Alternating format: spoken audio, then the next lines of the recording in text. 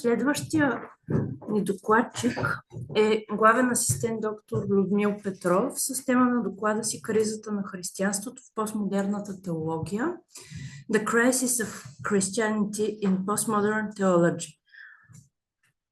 And the report examines the problem of the crisis of Christianity within the framework of postmodern theology, as well as rethinking its place and role in socio-cultural conditions in search of new grounds for the legitimization of theological knowledge. The key aspects of the problem of the crisis of Christianity include, firstly, the loss of the theoretical foundations of traditional Christian theology due to the crisis of classical idealism and metaphysics in general, as well as the growing role of the scientific picture of the world, and secondly, the change in the social-political position of Christianity in the context of a predominantly secular society. Имате думата. Както вече беше казано, предмет на моя доклад е проблема за кризата на християнството, осмислен в рамките на постмодерната теология, неговото място, роля в съвременните социокултурни условия, в търсене на нови основания за легитимиране на богословското знание изобщо. Ключовите аспекти на проблема за кризата на християнството включват: първо, загубата на теоретичните основи на традиционното християнско богословие поради кризата на класическия идеализъм и метафизиката като цяло, както и нарастващата роля на научната картина на света. И второ, промяната в социално-политическата позиция на християнството в контекста на едно предимно секуларно общество.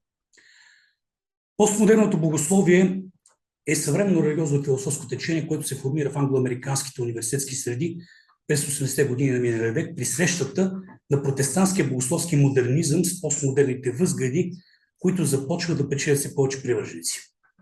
Постмодерното богословие се фокусира в набора от проблеми, произтичащи именно от тази корелация. Един от първите, които формулират мисията на постмодерното богословие, е американският теолог Харви Кокс. В книгата си "Религията в секуларния град" той пише: "Имаме нужда от постмодерна теология, за да разрешим проблеми, свързани не с упадъка на религията с нейният нов разцвет, не с смъртта на Бог, а с възраждането на боговете, не с разпространението на скептицизма, а с едно ново възприемане на сакралното, не с индивидуалното благочестие, а с политическата вяра." Според Марк Тейлър, постмодерното богословие е лиминално религиозно мислене между теизъм и атеизъм, религия и секуларизъм, вяра и нейното отсъствие. Постмодерното богословие винаги ще играе ролята на ерес, маргиналното, по отношение на християнската ортодоксия. Усилията на постмодерните западни теолози в името на насърчаването на инклюзивността и толерантността не са опит за козметичен ремонт на християнската религия, а за нейния пълен демонтаж. Ще се спра накратко на най-основните характеристики на постмодерното богословие. Първо, приемствеността на постмодерен скептицизъм по отношение на западноевропейската културна традиция, изследване на критичната програма на постмодернизма. Второ, използването на постмодерни стратегии за намиране на адекватен отговор на критиката на християнството от страна на философията и за решаване на проблема с кризата на християнството, свързана с загубата на легитимна основа за богословското познание. Трябва също така да се отбележи и неконфесионалния характер на постмодерното богословие, въпреки че сред представителите на съвременните теологични движения, използващи концептуалния апарат на постмодерната философия, могат да се откроят теоретици с ясно протестантски пристрастия и такива, които смятат себе си за католици. Най-известните фигури сред последните са Джон Капуто, Жан-Люк Марион, Ричард Керни и Кевин Харт. В рамките на постмодерното богословие се наблюдават редици школи и направления. Деконструктивистка или атеология, Марк Тейлър, Карл Рашке, Чарлз Уинквист и Томас Алтицер. Реконструктивистка или теология на процеса, Дейвид Рей Грифин, Дейвид Трейси, Джон Коп. Постлиберална теология, Джордж Линдбек. Социална или теология на освобождението, Харви Кокс и Корнел Уест. Радикална ортодоксия, Джон Милбанк. Катрин Пиксток Греъм Уорд и постметафизична теология Жан-Люк Марион. Според друга типология, повечето от тези разновидности на постмодерното богословие остават в орбитата на различни идейни течения от 20 век. Феминизъм, екзистенциализъм, феноменология. И са малко встрани от постмодерния дискурс. Според тази типология, постмодерното богословие се разделя на две големи области. Деконструктивистка или атеология, основана на идеите на френския философ Жак Дерида,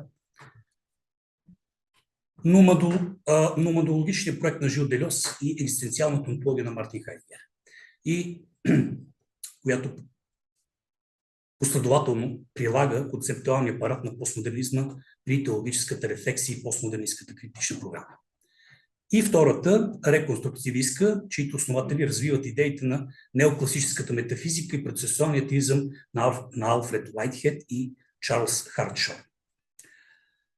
Постмодерното богословие възприема и продължава да развива тезите на протестантските теолози от първата половина на 20 век.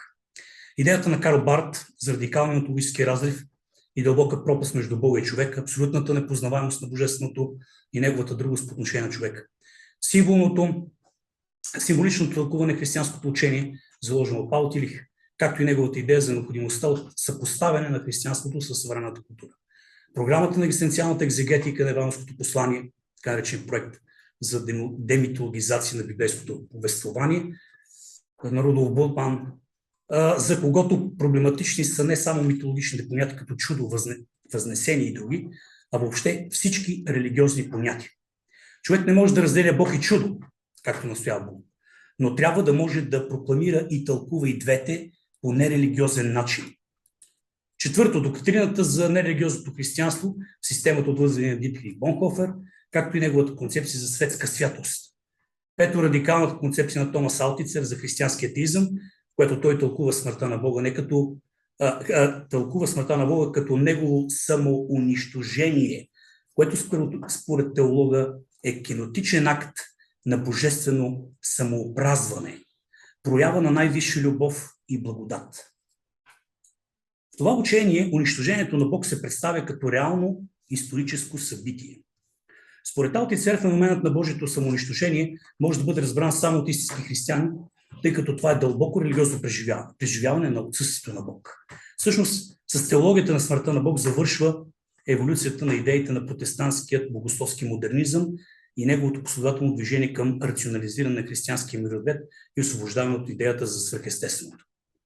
Можем да кажем, че понятието християнски атеизъм е извършил преход от вертикално ориентирани християнски мироглед към възприемането на хоризонталното измерение на световния ред. Така атеологията, като своеобразно продължение на проекта на християнския атеизъм, вече работи в хоризонталния режим на възприемане на битието, интерпретирайки християнските символи по думите на Жил Дельос в плана на иманентността. Отхвърляйки идеята за трансцендентност, постмодерното богословие твърди, че тълкува християнските символи от гледна точка на атеистичен, хоризонтално ориентиран светоглед, с други думи, деконструирайки ги, което според представителите на това движение е пробив в начина за решаване на проблема с кризата на християнството. И така, в резултат на анализа на проблема за кризата на християнското богословие в деконструктивистския атеологичен проект, може да направим следните изводи. Постмодерната теология постулира необходимостта от деконструиране на историята на теизма, за да се открие предрелигиозната идея за Бог. Но тази идея за деконструктивистски проект се превръща в безкрайен процес на разглобяване и изглобяване концепциите на традиционната теология и се обозначава в постмодернизма с термините скитане, лиминалност и атеология, въплъщавайки номадския модел на постмодерното мислене. Постмодерното богословие провъзгласява смъртта на традиционното християнско богословие с оглед на провала на догматичния език, който е ексклюзивист, както беше.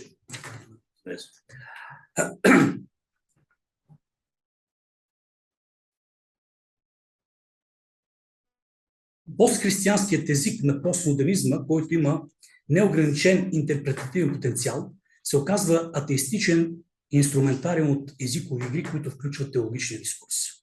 В рамките на атеологичния проект на Марк Тейлър, десигнатът на понятието Бог е интерпретативно пренесен в полето на текстовата реалност. Подобна операция позволява на постмодерното богословие първо да заключи някогашното извънезиково трансцендентално означено в рамките на езика. И второ, този пантекстуализъм да може да бъде изтълкуван като особен пантеизъм. Алтицер пише: теологията днес е в фундаментално търсене на език и начин, по който човек може да говори за Бог. Според него християнството губи своето историческо съдържание, вече не може да вдъхва живот на традиционните си форми, обичайният му език остава празен и мълчалив. Постмодерното богословие обявява програма за деконструкция на традиционното християнско богословие, така че в резултат на разглобяването на това явление да бъде възможно сглобяването на нов религиозен език. Деконструкцията на историята на теологията според представителите на постмодернизма е своеобразна генеалогия или заличаване на следи, което води до протоследата на Бога. Тоест, опит да се разпознае тази концепция, която не е дадена в теистичната история. С други думи, разглобяването на богословската история според постмодерната интерпретация трябва да доведе до откриването на някаква предтеологична реалност. Разсъждавайки върху този въпрос, Алтицер се позовава на думите на Мир Шеряде, който пише: религията всъщност е резултат от падение, забрава, загуба на състоянието на първичното съвършенство. Нещо подобно на Джон. В рамките на концепцията за номадологията на Жил Делес се критикува социалния и политически статус на християнството като социална институция, включена в системата на държавните структури. Решението на проблема за кризата на християнството от тази гледна точка се крие в актуализирането на истинската номадска природа на християнската религия, т.е. в нейното разбиране като ризоморфна, деструктурирана семиотична система, трансформация на християнското учение към атеистичен светоглед и отделяне на религията от държавата.